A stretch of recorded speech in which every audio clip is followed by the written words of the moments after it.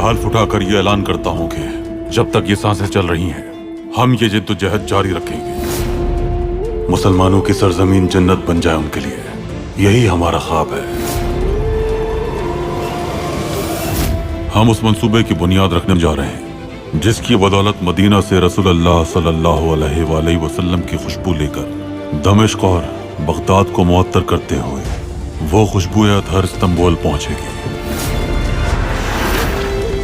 अब तुम्हारी मलिका को 2 लोकोमोटिव इंजन और 10 बोगियां देने की कोई जरूरत नहीं। वो खिलाफत का खात्मा चाहते हैं, हमारे ईमान को कमजोर करना चाहते हैं, लेकिन उनकी तदबीर कुछ नहीं अल्लाह की तदबीर के आगे। ये जंग हक और बातिल के दरमियान है और बातिल कभी कामयाब नहीं हो पाएगा। जंग के लिए तैयार हो जाओ।